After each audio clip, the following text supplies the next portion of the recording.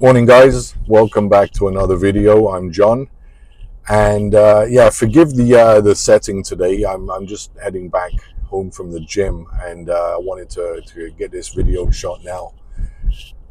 Talking about Starmer's digital ID and the potential ramifications this will have in Canada. Um, in a nutshell, what a load of absolute bollocks. This latest, I don't know what he's trying to do, absolutely piss everybody off by bringing in something that clearly is unwanted by almost everybody. Watching a few news reports, some of his Starmer's apologists saying how this is a great idea. Absolute BS.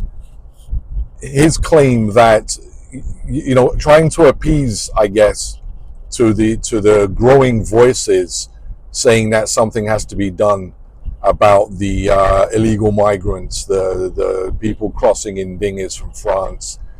And by having a digital ID, he's going to be able to really clamp down on these people working illegally in the UK.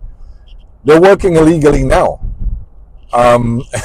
Chances are they're not going to be lining up to get a digital ID to prove that they should be in the UK or not. They're not they ditch their ID, they ditch everything, they ditch their phones, they ditch their passports, their ID cards in the channel before they come over. One good thing Starmer's done is that he's uniting everybody. For the first time, we're seeing Sinn Féin, the SNP. We're seeing a lot of Labour backbenchers, a lot of his MPs, Reform, Conservatives, even Corbyn, coming out in opposition to this brainstorm of an idea he's had, and I don't know what this means for him and his government. Everybody basically pushes back, kicks back. This is yet another clear indication he is not wanted. He is not wanted. His ideas are not wanted. But what concerns me is that what this is going to do in Canada. Now, Canadians, unlike a lot of Brits, follow the government's narrative, follow the government's line. We saw this during COVID. We saw, during the lockdowns. I doubt we would see the type of protest march, the type of coming together that the Unite the Kingdom rally had. We had the truckers convoy, but again, the mainstream media, a lot of the Canadian population, or I should say at least those who voted in Trudeau and subsequently Carney, were against the convoy. I don't think we're going to see we'll hear a lot of voices of opposition, but I don't think we'll see a groundswell of protest against the introduction of digital ID in Canada. Now, what's interesting, what Starmer did is that some are saying, and I think there's a lot of validity to this, allowed the migrant crossings to reach such a level, allowed the issue of the of the migrant hotels to reach such a level that he's now saying there's a crisis and this is the best way to deal with a crisis. Just in the same way Trudeau said that COVID was such a crisis, we had to respond and then enacted a bunch of draconian lockdown measures, just like in Australia. I wouldn't be surprised now if Carney does something very, very similar. There's already more and more buzz on mainstream and off mainstream media about the immigration in Canada, particularly about the number of people whose visas have expired, whose study visas have expired, and they're not leaving. There's no accurate numbers as to how many this is, but we're potentially talking hundreds of thousands of people. Apparently there was a push to start getting them to leave Canada, but I don't know how successful that's been. So I wouldn't be surprised if Carney twists this now to suggesting that there's a crisis in Canada, an illegal immigrant crisis in Canada, where we'll be forced to use digital IDs here as a way of combating that, to sort out who should be here, who shouldn't be here, who's allowed to work and who's not allowed to work. Canada seems to copy what the UK is doing. We saw this during COVID. The media is almost in lockstep with the UK mainstream media. There's almost no difference between the CBC in Canada and the BBC in the UK. It's a mirror image. What happens in the UK eventually happens in Canada.